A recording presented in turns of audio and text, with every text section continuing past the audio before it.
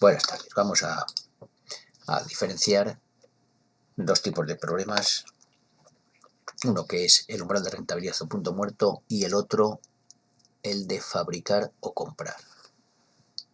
Se prestan a confundirlos porque las ecuaciones a las que se llegan son bastante similares, pero sin embargo, la pregunta de fondo que intentan responder dichos problemas son ciertamente diferentes.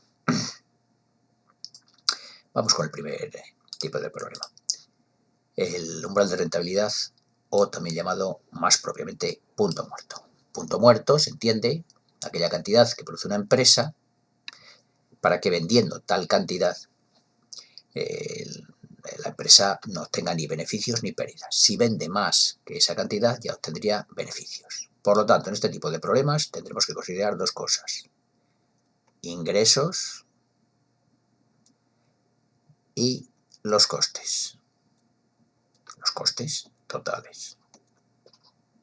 La diferencia entre ambas cosas es lo que nos va a dar el resultado de la empresa, que será beneficios siempre que los ingresos sean mayores que los costes totales. ¿Qué ecuaciones entonces manejamos en el punto muerto? La de ingresos, y poniendo un ejemplo concreto, los ingresos, suponiendo que vendemos cada unidad de producto, pongamos una cantidad concreta, 8 euros, por no poner letras, vamos a poner un número, y que se vende una cantidad Q, pues lógicamente los ingresos serían 8 por Q. Si Q fueran 3.000, pues 8 por 3.000, y así sucesivamente.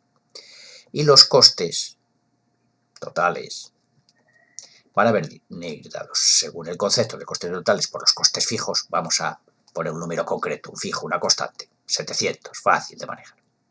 Y a estos costes fijos le sumamos los costes variables, es decir, por cada unidad de producto que le hemos vendido esa unidad por 8, pues lógicamente el que nos haya costado menos, vamos a poner que nos ha costado 3. Como hemos fabricado Q, pues 3 por Q. Entonces estas dos serían las dos ecuaciones: ingresos y costes totales. Así que estas serían las dos ecuaciones del problema del punto muerto o umbral de rentabilidad. Vamos a ver las ecuaciones del otro problema, el de fabricar o comprar. El de fabricar o comprar, lo que estamos comparando, aquí no hay ingresos, aquí solamente hay los costes. Unos costes que van a ser los costes de fabricar el producto dentro de la empresa, y los otros costes van a venir dados por los costes de compra, en el caso de que el producto entero o algún componente lo compremos fuera. Podemos comparar el coste de fabricarlo dentro de la empresa y el coste de comprarlo. Bien. ¿Cuándo haremos una cosa u otra? Pues cuando resulte más barato. Lógicamente va a llegar un punto en el cual, si se fabrica esa cantidad o más, los costes de fabricación lógicamente van a ser más pequeños que los costes de compra. Aquí, por lo tanto, se intenta ver cuáles de los costes son el menor. Esa es la clave. Costes menores. Bien, ¿qué ecuaciones tenemos? Por una parte, los costes de compra. Vamos a llamarlos C sub C. Los costes de compra. Si compramos una unidad, vamos a suponer que la unidad de producto, siguiendo con el mismo ejemplo que hemos utilizado anteriormente, nos vale 8 euros. Si compramos Q, los costes de compra serán 8 por Q.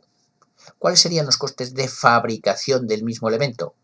Pues en los costes de fabricación tendremos que ver los costes totales. Habrá unos costes fijos, ya digo que seguimos con el mismo ejemplo de antes, 700, y los costes variables. ¿Cuánto vale una unidad? ¿Cuánto vale producir una unidad dentro de la empresa? Vamos a suponer que vale 3 euros, pues 3 por Q. Estas serían las dos ecuaciones del sistema. Como se ve, costes y costes, que es bastante distinto a lo que veíamos antes, que era los ingresos y los costes. Los números de las ecuaciones son los mismos, pero el concepto es distinto. Aquí hay ingresos y costes.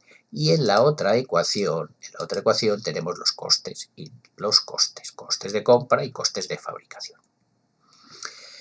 La confusión viene dada también por las gráficas. Aquí tenemos pues, dos gráficas prácticamente iguales. Vamos a poner aquí en esta primera de la izquierda el punto muerto. Punto muerto sería punto muerto.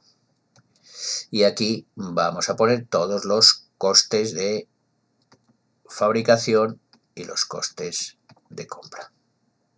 Bien, aquí hay ingresos. Lógicamente, si se vende cero, pues los ingresos son cero.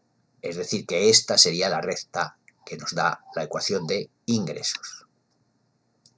Y esta sería la recta que nos da los costes totales. Aquí, ¿qué ocurre en este espacio? Pues que en este espacio, a partir de este punto, que es lo que se entiende por punto muerto, los ingresos son más altos que los costes. Por lo tanto, esta sería la zona de beneficios, porque los ingresos son mayores que los costes. Y esta sería, lógicamente, la zona de pérdidas. Aquí los ingresos son más pequeños, la altura de los ingresos es esta y la altura de los costes es esta. Son más pequeños los ingresos. Por lo tanto, aquí sería la zona de pérdidas. En esta otra gráfica, ¿qué representamos? Pues esta recta que sale en 0, 0 va a ser la recta de costes de compra. Porque si compramos 0, lógicamente el gasto que hemos hecho es 0, el coste que tiene es 0. En cambio aquí va a haber unos costes fijos. Aunque fabriquemos 0, siempre va a haber unos costes fijos, que viene dado por esta longitud, Son los costes fijos. Por eso la representación luego de los costes fijos, pues le añadimos una recta horizontal, que sería esta. Bien. ¿Qué ocurre a partir de este punto? De este punto para aquí abajo, los costes más favorables, los menores, son los de esta recta, los de costes de compra.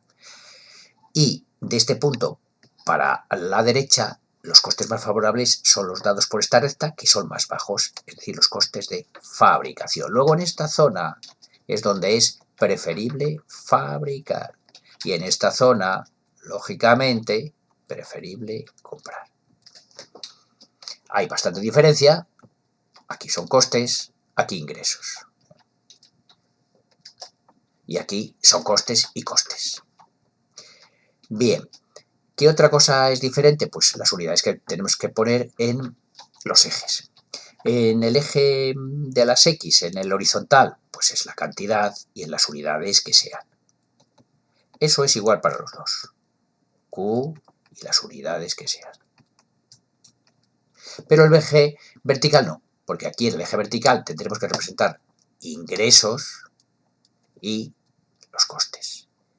Esto en euros.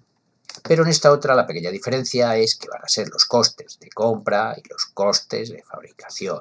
Lógicamente la unidad es la misma, que van a ser también euros. ¿De acuerdo?